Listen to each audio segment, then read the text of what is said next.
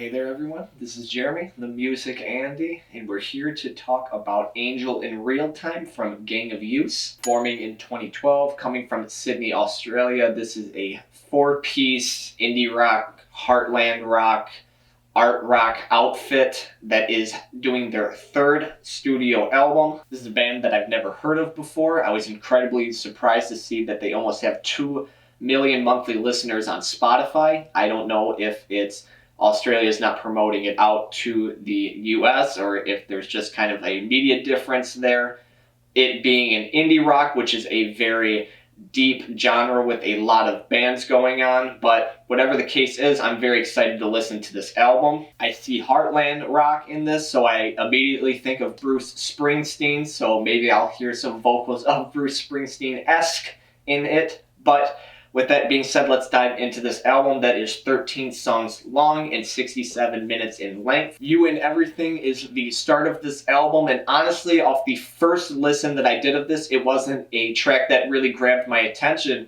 But as I started listening to this album more and more and understood the theme and idea that's going on here, I think it is a fantastic opener. The wide array of strings in this chamber pop feel really light up the environment of this with some lyrics that are a little bit more depressive, a little bit more on the heavy-hearted side.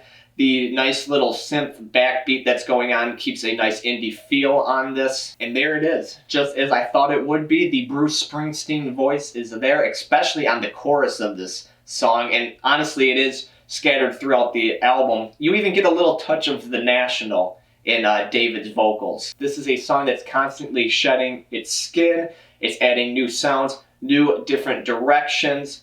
And like I said, the lyrics on this song and the entire album are just an absolute gut punch. David, our lead singer, is talking about the losing of his father and offering a wide array of emotions to go along with this. This is a song that's obviously telling us that David is seeing his father in everything that he's doing. How is he going to continue to live on this earth? How is he going to raise a kid? How can he see all the joy that the world has to offer if his father is no longer in it, and helping him guide him? And he spent the majority of his 20s, as he said, participating in some self-indulgent bullshit, which is absolutely understandable because I'm right there with him. This again is a very heavy-hearted track that is supported through the use of strings, guitars, synths. Everything is supporting the vocals very well in this album, and it supports it very well all throughout this album, even on the second half of this album that is a lot more down-tempo, a lot more slower, a lot more storytelling in feel. Like I said, the instrumentation on this song is very indie rock, it's very upbeat, it's heartland rock. But there are other genres that are sprinkled throughout this album that aren't a noticeable genre or staple to the album. There's some neo-psych in this, like the song Tend the Garden, which has a very prominent bass and almost Animal Collective-esque synths kind of hovering around it, really adding a very psychedelic feel to it. There's sometimes post-punk revival moments, which I could see was on the last album. But The Angel of 8th Ave really showcases this and is a fantastic song that has a very fiery explosion at the end of it. David as a singer throughout this entire album is incredibly impressive.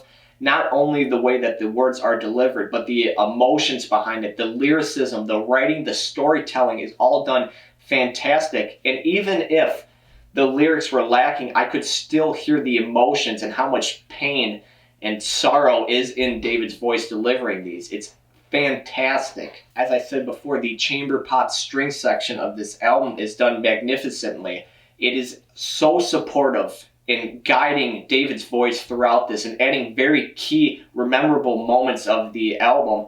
And I just love everything that is going on with the string section of this album. Every single song almost has a touch of it in it. And even if it doesn't, that's all right, because I am spoiled throughout this entire album on it. Really emphasizing the emotions of this album, especially when it's paired along David's voice. And the dynamics of this album are at an all-time high compared to the other ones, which I very briefly went back and listened to. But these strings are absolutely no joke. Goal of the Century, the final track on this, really kind of showcases this to its fullest extent. This is a song that is so upbeat. It is so forward progressing and constantly moving and evolving, and the strings are the guiding, dictating part of this, I feel like. This album was fast, spinning, dazzling on the first half, and it is a lot more slower storytelling reserved on the second half. Upon saying that, let's talk about some of the negatives, and I don't like how contrasting the two sides of this album feel. And it's not that it's done in a poorly done way. It's not that I just hate slower music or I prefer faster music. I just think that it is a little too conflicting. I think that if you moved around a lot of the tracks on this album, it would be a lot more complete of a listen rather than just, here's our fast songs, here's our slow songs, now you get to listen to it. Some songs on this felt a bit filler-ish, or it just didn't work as much,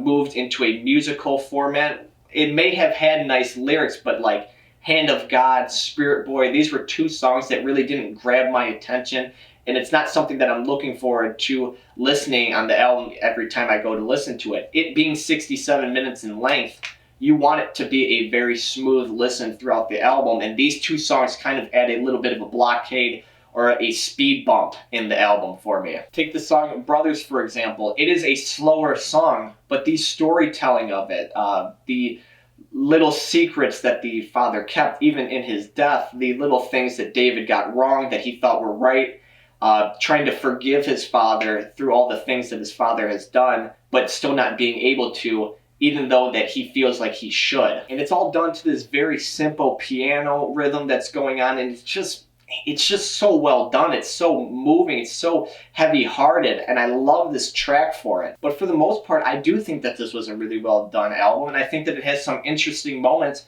in a genre that is, like I said, very deep, has a lot of bands playing in it, a lot of different sounds, ideas, and a lot of things that kind of cross over between indie albums. I think that this album had a lot of moments that just stuck out and felt very original, very unique in an indie rock format. With all that said, I'm thinking 7.7 Angels out of 10. What did you think of this album? What albums would you like me to review in the future? Please leave a comment below and let me know. Subscribe if you like the content, and I hope that you have a wonderful day. Thank you.